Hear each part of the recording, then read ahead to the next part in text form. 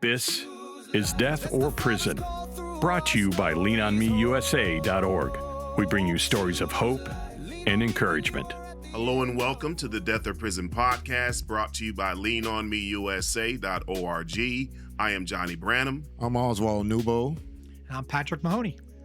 And we're continuing a conversation. If you haven't checked out the first episode of Patrick Mahoney's story, definitely check it out. And where we left off on the last episode, we were just beginning to kind of break the ground a little bit on what it is that you're doing today in the realm of still reentry work and consulting. My career was a little more than 30 years with corrections. A majority of that time was in programs in reentry. The whole time was, helping, trying to help people. Yes. It's in me. Continuing that work in the private sector. I mentioned Mahoney Consulting Strategy, so I'm doing some consulting work with some companies out there, helping them understand the corrections system, giving them insight into my knowledge and insight into corrections systems, which is very, very beneficial to those companies. 30 years of experience goes a long way, helping companies. I've had to learn to hustle a little bit, trying to get employment, which is okay. I'm learning new aspects of life, and I'm also, like I mentioned earlier, serving on a couple organizations, actually 3 organizations. National Association of Reentry Professionals, on their board. I'm one of their newest board members, along with Mr. Chairman over here. Yeah, I didn't. Actually, we on the board of directors together. Yes, so he's one of our newest members, and it's an honor to have him on there. He comes with a wealth of knowledge, and we just want him to help share it with the universe. Yeah. I'm on the board of a local reentry coalition in the Tallahassee area. Okay. The Big Bend After Reentry Coalition, on their board. Really great local reentry coalition that's serving individuals coming out of the Leon County Jail and surrounding jails and state prison. Any of you individuals that are releasing to the Leon County Big Bend area, reach out to BBARC, Big Bend Aftercare Reentry Coalition. A great organization. They'll help you with services in that area. So if you're releasing to the Tallahassee area, reach out to BBARC. Would love more resources flowing into that organization. It's a small, strong organization, been around about 12 years. We have a case manager that does a lot of work, and we need to keep her. Yeah. So in order to keep her, we need to help grow it a little bit more. So that's, again, another organization that I'm involved in and passionate about, and just want to stay in that space. Help with the National Returning Citizens Conference, National Returning Citizens Association's annual conference that we just had in Jacksonville. So I was on their planning committee. So again, just staying involved, staying involved in that space. That's the space I know. That's the space I think I can bring more value to. You're impacting on the national and the local level from what I'm seeing and hearing. And just talking about reentry right now, one of the challenges with reentry is in some areas it's kind of a resource desert, meaning people need the help, but how can you get the help when the help is not available in certain areas? How do we get more community providers involved to serve our population? Because this is something I see. Organization may do a certain service, but they don't necessarily want to help the population that we serve that's been impacted by the justice system. How do we bridge that gap to get them to want to embrace helping the individuals we serve? That's a complex question, I think. Yeah. It seems like it should be easy. Yes. But I keep going back to the word community. I think community is what drives success. sending somebody to prison, sure, you committed a crime, you got to pay your debt to society, that whole thing. But that transition from prison to community is really, really important. And because it's the community that's going to help. We used to say back in the corrections, and I'm sure they still say it, that, corrections agencies are always graded on recidivism when it really shouldn't be the corrections agency. It should be the local community graded on that recidivism. Individuals are going back to that community. The community owns that.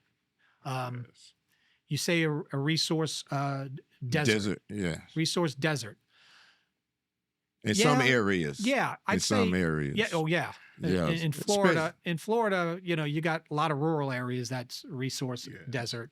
And then you have urban areas that I think not necessarily a resource desert. I think it's that people just don't work together. They're working in silos. They work in silos. Yes. Yeah. They don't know that there's, XYZ reentry community over here and mental health over there. Yeah, and ABC is housing right over there. here. Yeah. A lot of territorialism, in that space too. Absolutely. People that work in that area, they don't want to collaborate because they think they're doing the best job out there. When really the best job out there is work in collaboration, in unison, Amen. Building a system for that specific community to help with reentry. You want to know what I noticed with that? I think people want to collaborate. What separate many people be the funding issues. All of us going for the same pot of money. Yes. Right. So if we are challenged in trying to get to that same pot of money, how can we collaborate? I think that's what and really the organizations that's usually the most passionate and doing the most work is the one that be the most underfunded. Well, a message to some of those community providers out there. Collaboration is what helps get grants too. Capacity building. Yep. Them understanding you're stronger together than apart. That's right. Now you're able to deliver this much housing, this much mental health, this much substance use treatment, this much case management. I've led a lot of grant writing, grant application writing in my career. And what grantors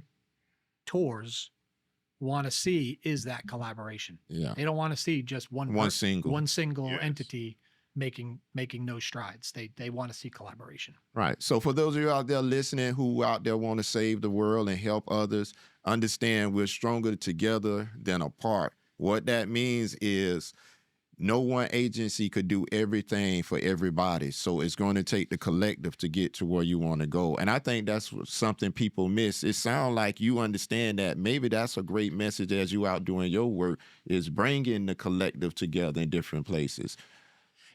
Correct. And I think one of the groups that I'm working with, a group called Promising People, they're out of Orlando. They do virtual reality headset training. Yeah, I've heard of them. Their mission is, now we can make a lot of money on the commercial aspect of virtual reality training. The mission is reducing recidivism.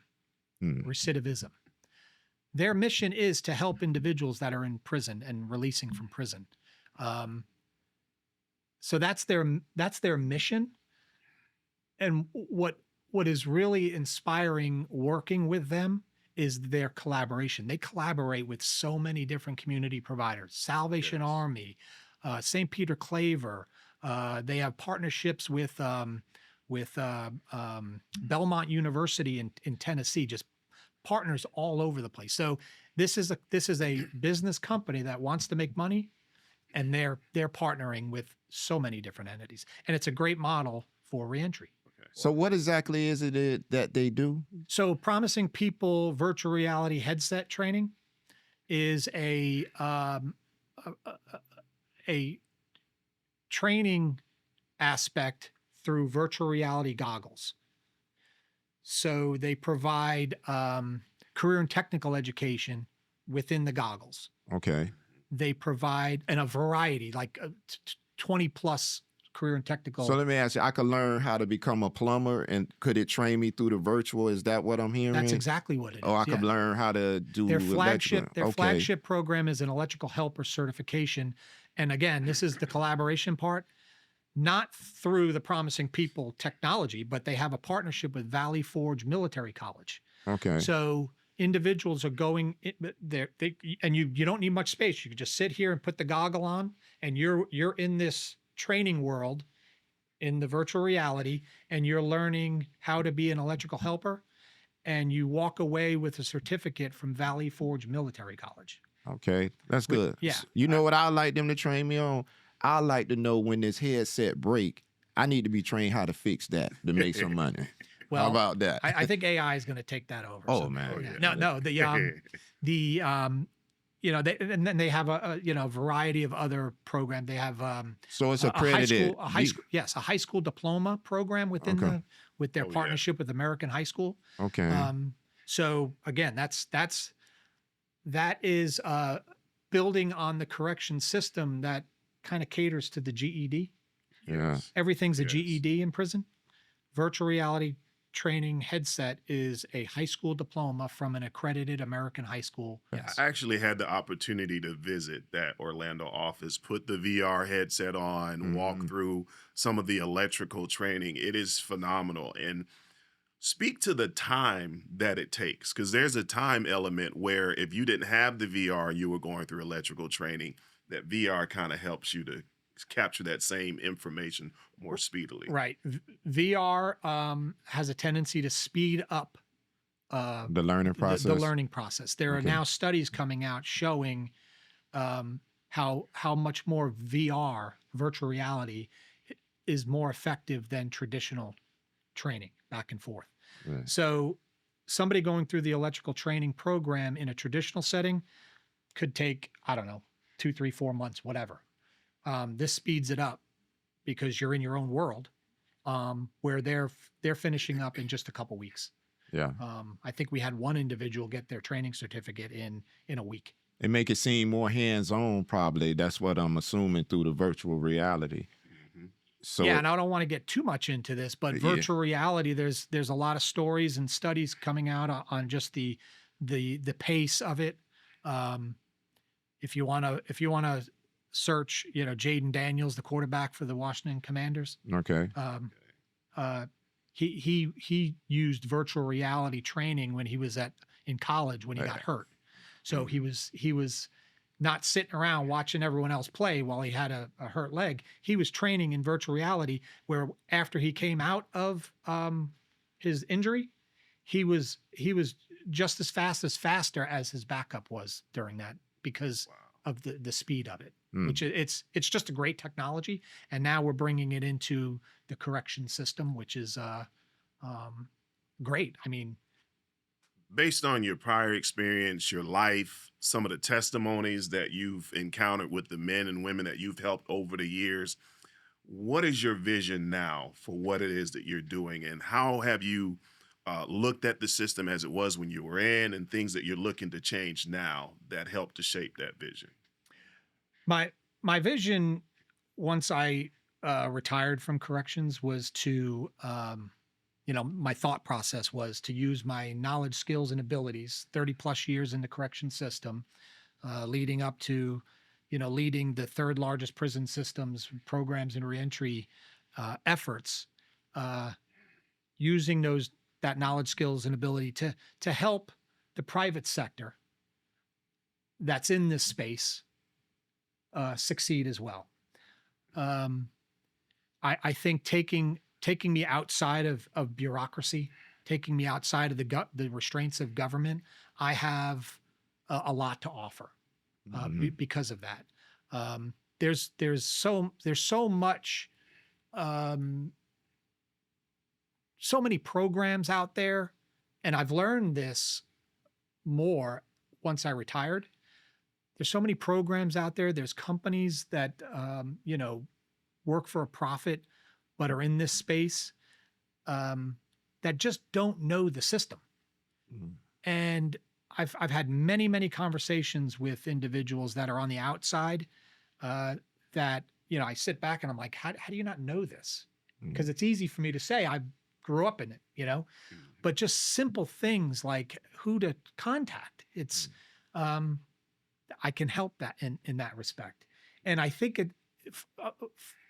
from my experience over the last couple of years working with private entities, that's really a big issue. They just don't know the system. They don't know how to navigate, in my sense, a simple little system. And I can help that. That's my vision, helping individuals make a greater impact in corrections and reentry, so we reduce that recidivism. Right. So they have something great to offer. They just don't know how to get it where it needs to be. That's Think what I'm so, hearing. yes. Okay, that's Yep. good. That you the connector. Yeah.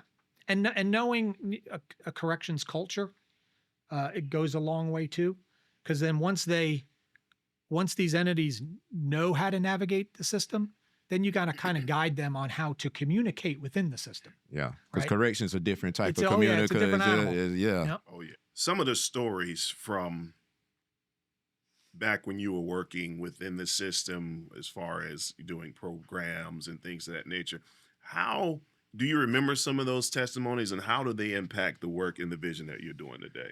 Yeah, that was I've used this word a few times, inspirational. Sometimes it kind of chokes you up a little bit, that you have no idea. You have no idea the impact you're making, because you're just doing your job. That's what I was just doing my job until you get a letter from somebody that's currently incarcerated, or even a group of individuals that collectively wrote a letter on their behalf, thanking me for what I'm doing. Yeah. And I was like, hey, I'm just doing my job, but and I guess it was just that caring attitude that you have. I wasn't just doing my job. I also cared about my job. Yeah. And people that are incarcerated, I guess, see that, which I didn't know until I got a letter, many letters.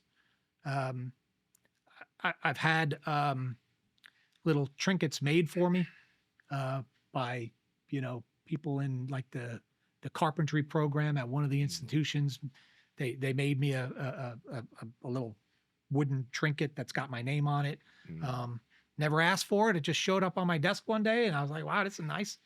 One of the retirement gifts I got was a probably 2.5 by, no, probably like 3 by 2 wooden American flag that is like your challenge coin holder, Okay. made by men in one of the prisons for my retirement. I was like, wow, it's nice. Staff coordinated that, but I mean, they took time to make it a nice product. Yes. And I don't know if they're still doing it, but because of the whole tablet system, which made it a lot easier to communicate, Yeah. I used to send out little program information, new programs for them, inspirational quotes. I had our lead chaplain, Johnny Frambo, send out a weekly or daily or weekly Bible quote to the population, and apparently that went over well. Again, I thought I was just doing my job. I can say from a personal standpoint that it does go over well, because sometimes there's this disconnect. We had an episode many episodes ago entitled Us Against Them. You got to go back. I want to say it's within the first 10 episodes of the Death of Prison I think I podcast, remember that one. Yep. because there's this perception that is truly us, meaning the people who are incarcerated, Right. versus the people who are Working in in it. corrections and things of that nature. And the disconnect comes with the misconception that you don't care. And that's why I think it was so important that we have this little dialogue here, that you were saying, no, I wasn't just doing this for a paycheck. Yeah, I was getting compensated. I have a family, but I genuinely, truly care. And all throughout your testimony, you were saying, I want to help people. I want to see people succeed. And I think that breathes life into some individuals who we may think that it's the pastor that's going in, or it's the person that's going in to volunteer that could have impact. No, it could be the programs director. It could be the person from central office saying, I'm doing this because I care. So I thank you for that. Yeah, and right, and I guess that's probably the major aspect of it. Somebody from central office coming in and showing that they care. We have Florida's got over 10,000 volunteers. I mean, that there are state agencies smaller than that. right? Yes. We have, chaplains, we have teachers, we have correctional officers that really care, but they're on the ground, Yes. So I guess when you see somebody coming from Tallahassee, Yes. Well, Patrick, you spoke about so many things today. I heard you speak about virtual reality. I heard you talk about the tablets that's used in corrections now. What is your take on virtual reality versus the tablet? What do you see the future being here? yeah, the future, at least in the immediate future, 5 to 10 years from now, I see virtual reality headsets overtaking the tablet system. Okay. The technology is just getting better and better every day. Back when I was with corrections, many companies would send me their VR headset to kind of test out and give them some feedback. And at one point, I was like, I'm not putting these on anymore because they make you dizzy, right? Okay. Promising people. That was one of the reasons that I was, drawn to them, was because their technology at that time was so much better than a lot of these other companies, Mm. and didn't necessarily make you dizzy.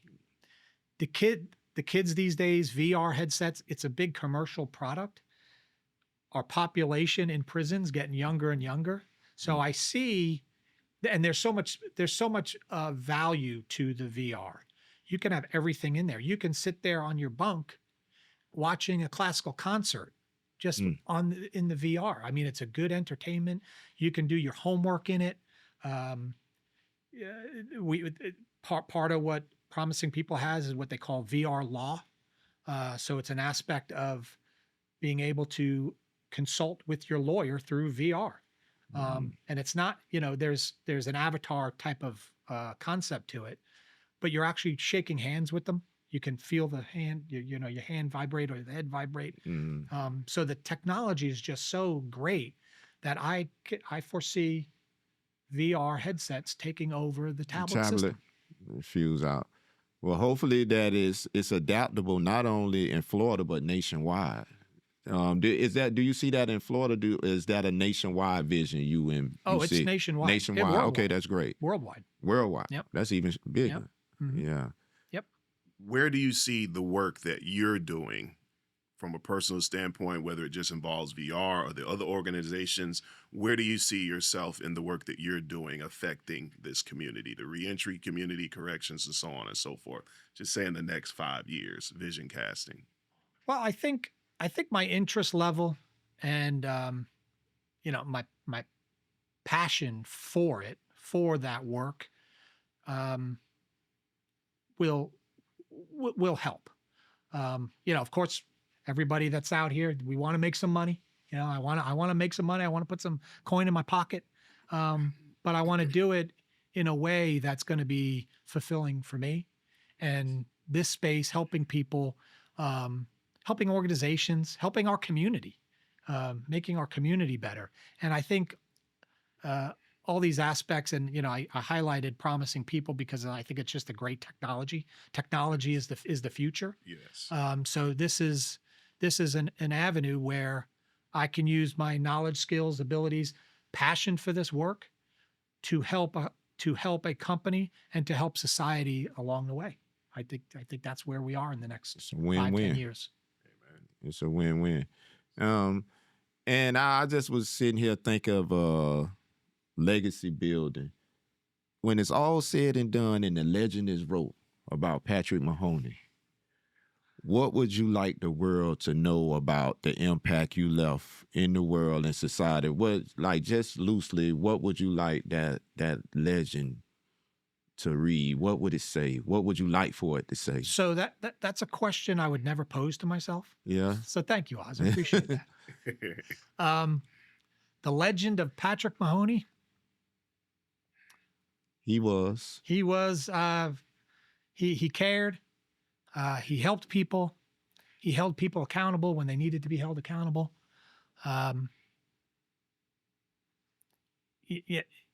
His staff that worked for him in corrections, I liked working for him. He was a good boss. Like I said, held people accountable. But I guess just I cared. I helped people. And they knew that. Again, as I get older, more wise, my faith is kind of drives a lot of what I'm about. Mm. I don't really wear that on my sleeve. I'm not a preacher or anything, but I'd like people to know that I cared and I was faithful. All right. That's good. And so how many years did you work in corrections? A little more than 30. A little more than 30. Corrections have a way of making a person stern because you're dealing with a certain population. But one of the things I know, you're a genuinely good and great guy. And it's okay now to loosen up because one thing I know, you're very humble. And I know the great things you're doing out there.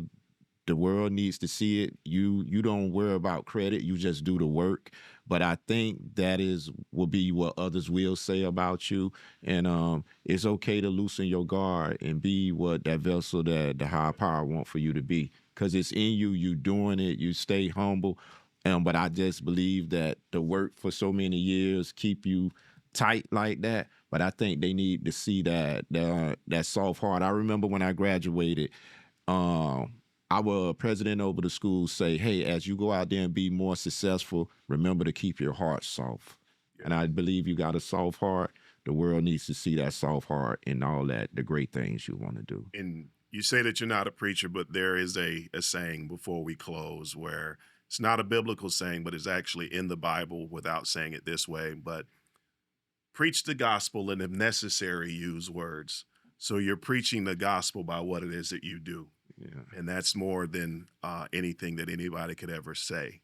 Thank you for being in here today, Patrick. You know, it's an honor. Anytime I get to sit this close to you or talk to you, you know, yes. you're a legend in your own right. But I'm just thankful here and thank you for being here and to share. It's an honor here. And I know Johnny may have a few comments here.